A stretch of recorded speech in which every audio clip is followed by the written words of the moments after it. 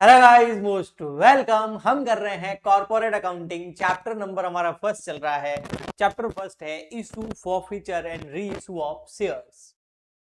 इसका आज का लेक्चर नंबर 4 है। 3 लेक्चर्स मैं पहले अपलोड कर चुका हूं जिसमें मैंने आपको शेयर्स वगैरह का पूरा अच्छे से कॉन्सेप्ट बताया था। आई होप आपने वो तीनों लेक्चर देख लिए होंगे, तभी आपको आगे का आज का लेक्चर अच्छे से समझ में आएगा। आज के लेक्चर के अंदर मैं आपको जब कंपनी शेयर इशू करती है तो उसकी जो अकाउंटिंग होती है वो सिखाने वाला हूं। तो हमारा जो टॉपिक है इशू ऑफ शेयर्स। अब शेयर्स के टाइप वगैरह मैंने आपको सब बता दिए थे ना।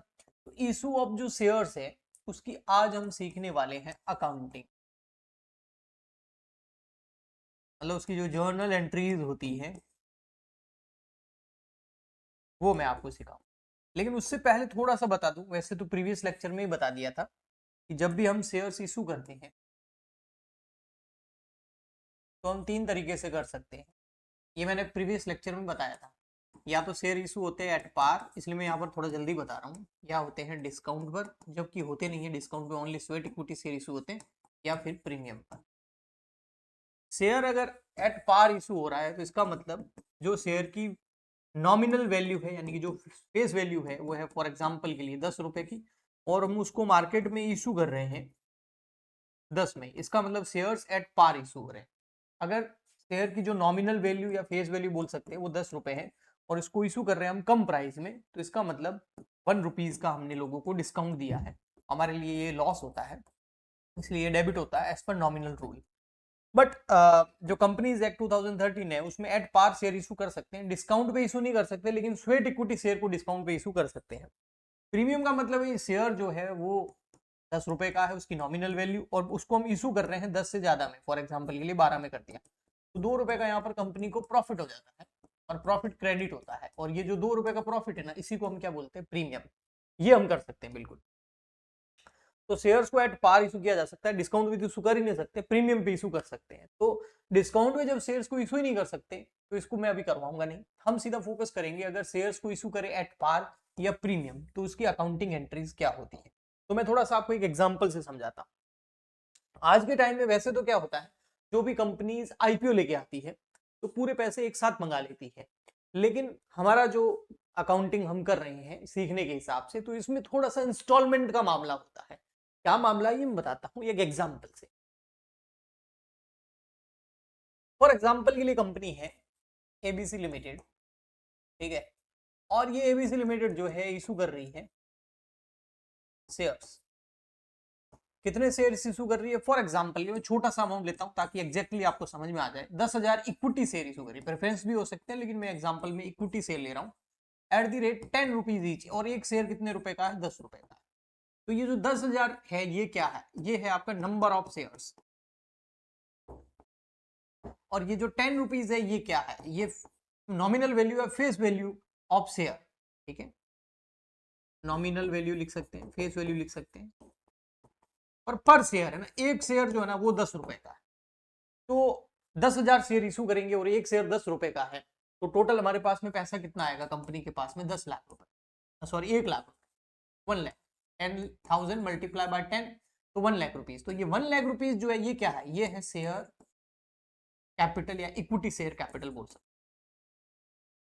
तो कंपनी शेयर इशू करेगी, उसके पास 1 लाख रुपए आए। बट आज के टाइम में जो आईपीओ वगैरह निकलते हैं ना, तो उसमें तो क्या होता है कि ये एक साथ ही 10 रुपए कंपनी मंगा लेती है ना, एक साथ ही पूरा पैसा जमा कराना होता है। जो भी स्टूडेंट है आईपीओ के बारे में थोड़ा सा जानते हो, इनिशियल पब्लिक ऑफरिंग जो प्राइमरी मार्केट के अंदर होता है, जहां पर कंपनी डायरेक्ट मार्केट में शेयर इशू करती है, यहाँ पर भी वैसा ही हो रहा है। लेकिन वहां पर कंपनी क्या करती है, 10 रुपए पूरे मंगा लेती है, अधिकतर प्रीमियम पे ही होते हैं, तो पूरा पैसा एक साथ मंगा लेती है। बट हमारे क्वेश्चंस में थोड़ा सा प्रैक्टिस करने के हिसाब से क्या किया हुआ है, अब तो बुक बिल्डिंग प्रोसेस हो गया है, लेकिन यहाँ पर क्या हुआ है, हमको थोड़ा अकाउंटिंग ज्यादा करनी होती है, एंट्रीज ज्यादा करनी होती है, और थोड़ा पुराना तरीका भी है तो उसमें, लेकिन हमको अभी ये फॉलो करना पड़ेगा अगर क्वेश्चन में लिखा हुआ है तो उसमें हम समझने के हिसाब से क्या करते हैं कि ये जो 10 रुपीज है ना, ये कंपनी एक साथ नहीं मंगाती है। सबसे पहले कंपनी बोलती है भैया जिस भी व्यक्ति को हमारे कंपनी के शेयर खरीदने हैं, चाहे एक शेयर खरीदने हो या 10 खरीदने या 100 खरीदने हो, जितने भी शेयर खरीदने हैं उस हिसाब से 10 रुपए जमा नहीं कराने हैं, एप्लीकेशन के साथ में 3 रुपए जमा कराने। एप्लीकेशन के साथ में 3 रुपए जमा कराने का सर मतलब क्या हुआ, इसका मतलब ये हुआ कि अगर मुझे एक शेयर चाहिए तो मैं अप्लाई तो कर दूंगा ना, एप्लीकेशन का मतलब हो गया अप्लाई करना, तो एप्लीकेशन फॉर्म भर के जमा कराऊंगा ना, आजकल तो डिजिटली हो जाता है सब, तो उस एप्लीकेशन फॉर्म को जब मैं भरूंगा और मेरी डिटेल डालूंगा और मैं बोलूंगा भाई मुझे शेयर्स चाहिए, कितने चाहिए कि 10 शेयर चाहिए, तो पर शेयर कितने रुपए का, 10 रुपए का है, तो मुझे 100 रुपए जमा कराने होंगे ना, हाँ, लेकिन 100 रुपए एक साथ नहीं कराने। अगर कंपनी बोलती है भाई एप्लीकेशन पे पहले केवल 3 रुपए ही जमा कराओ, तो 10 शेयर खरीदने हैं, एक 3 रुपए का शेयर एप्लीकेशन पे जमा करना है 30 रुपए, किसी को 100 शेयर खरीदने हैं तो 300 रुपए, किसी को एक शेयर खरीदना है तो 3 रुपए जमा कराएगा। आगे समझ में, मैं थोड़ा सा इजी रख रहा हूँ, ठीक है, ओके। फिर उसके बाद में कंपनी क्या करेगी, एप्लीकेशन एक्सेप्ट करेगी, ओके। उसके बाद बोलेगी भैया ऐसा करो, एक किस्त और जमा कराओ 4 रुपए, मतलब 10 रुपए पूरे एक साथ ना मंगा के उनको इंस्टॉलमेंट में मंगा रहे हैं, तो भैया अब 4 रुपए पर शेयर लोग जमा करा देंगे। फिर उसके बाद मान लेते हैं फर्स्ट एंड फाइनल कॉल, वो आ गई 3 रुपए की, तो इस तरीके से 3 इंस्टॉलमेंट में कंपनी 10 रुपए मंगाएगी। और मान लेते हैं इनकी डेट अलग है, ये 1 जनवरी, ये 1 फेब, और मान लेते हैं 1 मार्च, फॉर एग्जाम्पल के लिए 15 मार्च कर लो बस, ये 15 मार्च, तो और यहां कर दो 10 फरवरी, तो इस गैप के हिसाब से, डेट के हिसाब से अलग अलग इंस्टॉलमेंट में पैसे मंगा लेती है, 10 रुपए पूरे मंगा लिए कंपनी ने। ओके जी सर, ठीक है। फिर अब यहां पर इनकी जो एंट्रीज है वो अलग अलग होगी, अगर पूरे के पूरे पैसे एप्लीकेशन के साथ ही मंगा लेती ना तो 2 एंट्री होके खत्म हो जाता, लेकिन अब ज्यादा एंट्रीज करनी पड़ेगी क्योंकि ट्रांजेक्शन बार बार हो रहा है, ओके। एप्लीकेशन पे जो पैसे मंगाते हैं ना उसको समझना, एप्लीकेशन पे अगर पैसे मंगा रहे हैं ना तो पहले पैसे आते हैं, क्योंकि कौन अप्लाई कर रहा है हमको थोड़ी पता है। कंपनी के पास जब एप्लीकेशन आएगी, जैसे एक स्कूल है उसके अंदर कोई स्टूडेंट है उसको छुट्टी चाहिए, तो हेडमास्टर या प्रिंसिपल या क्लास टीचर को पहले से कैसे पता चलेगा कि कौन छुट्टी लेने वाला है? जिसको छुट्टी लेनी है वो एप्लीकेशन लिखेगा ना, तभी तो पता चलेगा। ऐसे कैसे जिस भी व्यक्ति को कंपनी के शेयर खरीदने हैं, अब कंपनी को कैसे पता चलेगा कि कौन खरीदने वाला है? वो जब अप्लाई करेगा 3 रुपए के हिसाब से पर शेयर के हिसाब से एप्लीकेशन डालेगा, तभी तो पता चलेगा। इसीलिए एप्लीकेशन की एंट्री जब हम करेंगे तो पैसा पहले आएगा, बाद में उसको कैपिटल अकाउंट में ट्रांसफर करेंगे। लेकिन एक बार जब एप्लीकेशन का पैसा आ जाता है और कंपनी एप्लीकेशन एक्सेप्ट कर लेती है, तो उसके बाद कंपनी को पता चल जाता है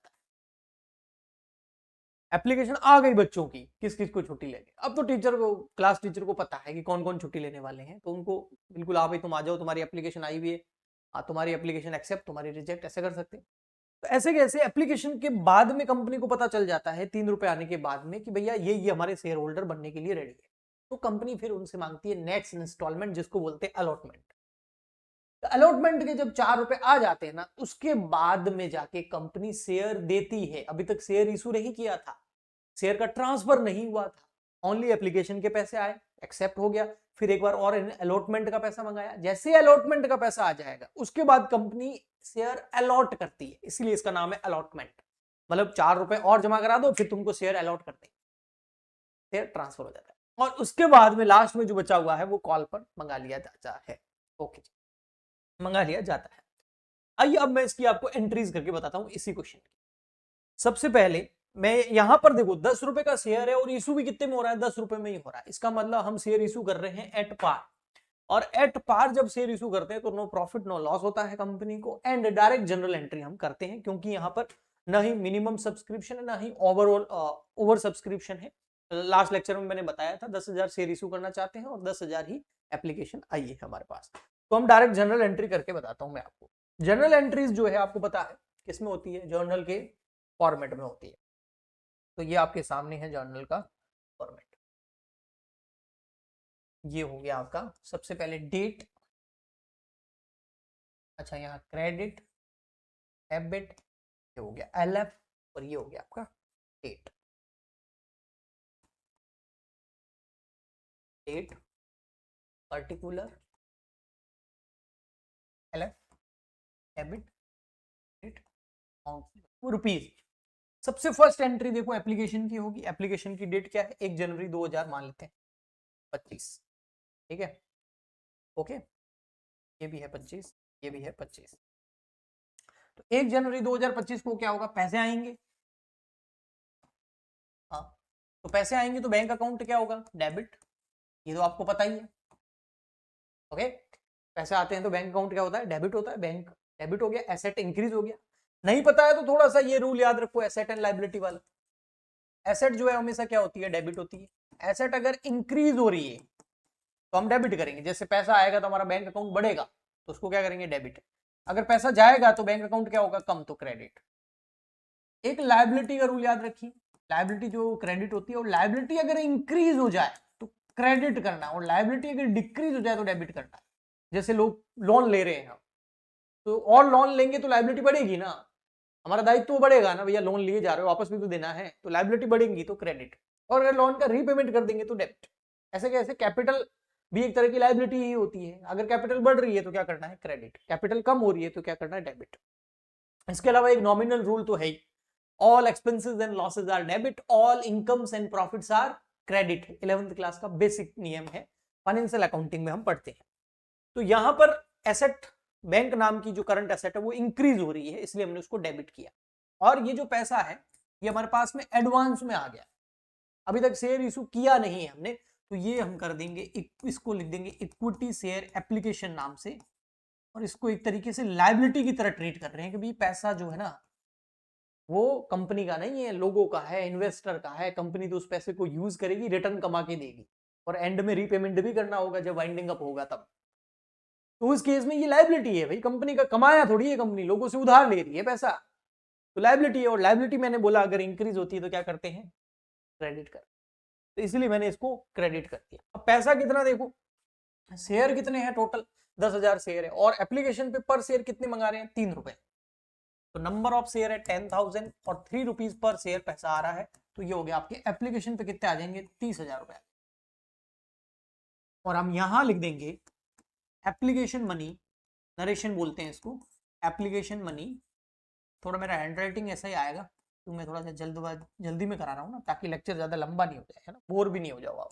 काफी स्टूडेंट होते हैं जिनको ये सब अच्छे से आता है ऑलरेडी। ओके, तो ये हो गई आपकी एप्लीकेशन की एक एंट्री। एप्लीकेशन की 2 एंट्री होगी, अलॉटमेंट की भी 2 होगी, कॉल की भी 2 होगी, टोटल 6 एंट्री होगी।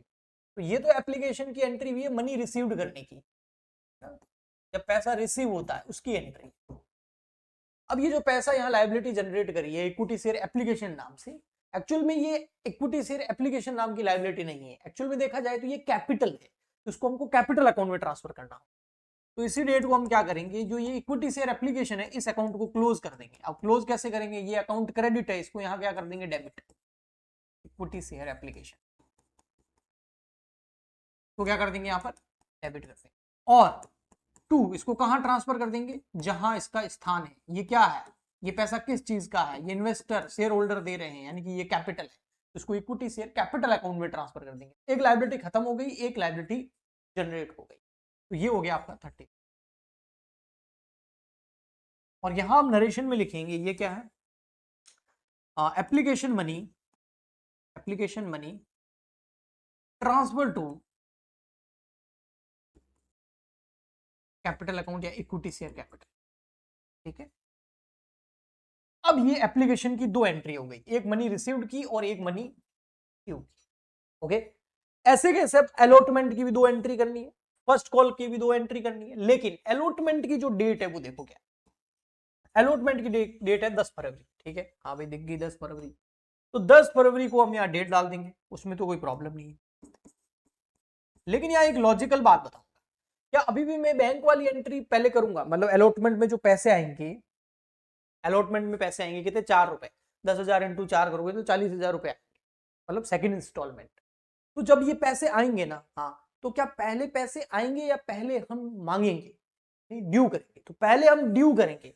यहां पर तो हमको पता नहीं होता था कि कौन अप्लाई करने वाला है, तो पहले लोग पैसा देते थे फिर हम उसको ड्यू करते थे। लेकिन यहां तो पता चल गया है, जिन जिन लोगों की एप्लीकेशन आई हुई है उन्हीं से तो अलॉटमेंट मांगेंगे, तो कंपनी जब मांगेगी तो पहले ड्यू होगा फिर लोग पैसा देंगे। इसलिए यहां पर क्या होगा, ये जो ड्यू वाली एंट्री है ना, ये यहां पर पहले होगी और बैंक वाली बाद में होगी, और कोई डिफरेंस नहीं। तो ड्यू में क्या करेंगे, जो इक्विटी शेयर एप्लीकेशन है ना, यहां आ जाएगा आपका इक्विटी शेयर अलॉटमेंट। ओके, और यहां इसको कहां डाल देंगे, ड्यू में इक्विटी शेयर कैपिटल, ये कैपिटल का ही पैसा है, कितना, 10,000 इंटू 4, 40,000, 40,000। तो ड्यू वाली एंट्री क्या हो जाएगी, पहले हो जाएगी, बस यहां लिख देंगे। ये अलॉटमेंट क्या हो गया, अलॉटमेंट हो गया ड्यू, भाई कंपनी ने पैसा मांग लिया है, अब लोग पे करेंगे। अब लोग जब पे करेंगे ना, तो ये बैंक वाली ड्यू वाली पहले हो गई, अलॉटमेंट में क्या होगा, ड्यू वाली पहले होगी और बैंक वाली एंट्री बाद में हो जाएगी। यहाँ पर मनी रिसीव्ड वाली कर लेंगे आप 10 फरवरी, सेम एंट्री होगी, कोई फर्क नहीं है। बैंक अकाउंट डेबिट तो यहाँ पर भी बैंक अकाउंट डेबिट होगा। बस यहाँ पर देखो क्रेडिट क्या, इक्विटी शेयर एप्लीकेशन, यहाँ क्रेडिट कर देंगे इक्विटी शेयर अलॉटमेंट। जैसे ये अलॉटमेंट जो है ना, ये यहाँ पर डेबिट है, यहाँ क्या हो जाएगा credit to equity share allotment. वही पैसा आया और लाइबिलिटी जनरेट हुई और कुछ नहीं। ओके, तो ये आ जाएगा आपका 40,000। जब मैं आगे न्यूमेरिकल क्वेश्चन कराऊंगा ना, तो और अच्छे से बताऊंगा इसको, है ना। वैसे अगर आपको बहुत सारे क्वेश्चंस करने हैं, फुल प्रैक्टिस करनी है और आपका बेस अगर कमजोर है, तो मैं आपको एक सजेस्ट करूंगा चीज, यहाँ लिख देता हूं पहले, अलॉटमेंट मनी रिसीव्ड। अगर आपका बेस अच्छा खासा है, आप जो है 11th-12th में अकाउंट्स पढ़ रखे हैं और अच्छे से प्रिपरेशन आपने कर रखी है, तो कोई प्रॉब्लम नहीं है, आपको यूट्यूब से भी बहुत अच्छे से समझ में आ जाएगा। कॉन्सेप्ट पढ़ाऊंगा, आप अपनी बुक से क्वेश्चन सॉल्व करेंगे, कुछ कॉलेज में पढ़ेंगे तो प्रॉब्लम नहीं आएगी। लेकिन अगर आपका बेस अच्छा नहीं है, तो आपके लिए बढ़िया है कि आप हमारा लाइव पेड कोर्स ज्वाइन कर लीजिए। जी हाँ, मतलब ये मैं कोई प्रमोशन नहीं कर रहा हूँ, आप पे प्रेशर नहीं डाल रहा हूँ कि आप ज्वाइन कीजिए कीजिए। दोनों ही स्टूडेंट्स, दो ही तरीके हैं, दो तरह के स्टूडेंट होते हैं। कुछ यूट्यूब से पढ़ के भी बहुत अच्छे मार्क्स लेके आते हैं, मेरे पास उनके मैसेजेस आते हैं, यूट्यूब पे लेक्चर आते हैं, उनको फ्री में देखते हैं, लेकिन उनका जो बेस है, उनकी जो नींव है, वो बहुत स्ट्रांग होती है। इस वजह से वो जल्दी से कैच कर लेते हैं, फटाफट से पढ़ लेते हैं और खुद से भी मेहनत कर लेते हैं। लेकिन बहुत सारे स्टूडेंट ऐसे होते हैं जो खुद से नहीं कर पाते, उनका बेस उतना अच्छा नहीं है, उनको और प्रैक्टिस चाहिए, और क्वेश्चंस चाहिए, उनको डाउट सॉल्व करवाने होते हैं। तो उस केस के अंदर ऐसे स्टूडेंट के लिए पेड कोर्स ही बढ़िया रहता है। जो लाइव बैच है हमारा, वो स्टार्ट हो गया है कॉर्पोरेट अकाउंटिंग का। ऐप के अंदर आपको लाइव बैच मिल जाएगा और अभी 10% वहां पर डिस्काउंट भी चल रहा है। तो ऐप का लिंक इस वीडियो के नीचे डिस्क्रिप्शन बॉक्स में मिल जाएगा, आप जाके ज्वाइन कर सकते हैं। लेकिन अगर आपका बेस वगैरह बहुत अच्छा है, आप खींच सकते हैं, तो फिर आपको YouTube से ही काफी मदद मिल जाएगी, ये भी आपके लिए सफिशिएंट रहेगा। तो ये हो गई अलॉटमेंट की 2 एंट्री। अब हम आगे बढ़ते हैं भैया, और हम बढ़ते हैं आपके एप्लीकेशन की तरफ, फर्स्ट कॉल की तरफ। फर्स्ट कॉल ड्यू हो रही है 15 मार्च को, तो 15 मार्च को 3 रुपए मंगाने हैं, तो इस बार भी पहले ड्यू होगा, क्योंकि कंपनी पहले मांगेगी फिर लोग जमा कराएंगे। तो यहां पर हम 15 मार्च 2025 को पहले क्या करेंगे, ड्यू करेंगे। और ड्यू की एंट्री में क्या होगा, equity share first call account debit to equity share capital. Capital तो क्रेडिट ही होगी, क्योंकि लायबिलिटी बढ़ रही है। कितना है, 10,000 शेयर है और पर शेयर 3 रुपए फर्स्ट कॉल पे आ रहे हैं, तो यहाँ हो गए 30,000, 30,000। यहाँ लिख देंगे, ये हो गई आपकी फर्स्ट कॉल ड्यू। बहुत इजी है, ठीक है। आगे जो कॉर्पोरेट अकाउंटिंग में चैप्टर आएंगे वो थोड़े अच्छे लेवल के हैं, ये तो बहुत इजी चैप्टर है। फिर उसके बाद में क्या होगा, पैसा आएगा फर्स्ट कॉल वाला, तो बैंक अकाउंट डेबिट, और ये जो फर्स्ट कॉल ऊपर क्रेडिट डेबिट हुई है, यहाँ आगे क्रेडिट हो जाएगी। ईएस मतलब इक्विटी शेयर है ना, फुल फॉर्म भी लिख सकते हो, शॉर्ट में भी अलाउड है ईएस लिख के, equity share first call. First call को आप ऐसे भी लिख सकते हो, FIRST फर्स्ट कॉल, ठीक है। ये हो गया फर्स्ट एंड फाइनल कॉल, ऐसे भी लिखते हैं, ठीक है। यहाँ लिख देंगे first call money received.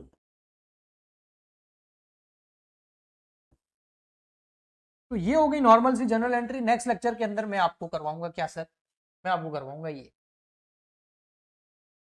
Premium वाला। प्रीमियम का एक क्वेश्चन करवा दूंगा कि प्रीमियम में कैसे होता है, 2 रुपए जो एक्स्ट्रा आ रहे हैं उसको कहाँ एडजस्ट करेंगे, कहाँ नहीं करेंगे, उससे रिलेटेड सब कुछ करवाऊंगा। आई होप आपको अच्छे से समझ में आ गया होगा। मिलते हैं नेक्स्ट लेक्चर में, आज के लिए इतना ही, तब तक के लिए गुड बाय, थैंक यू।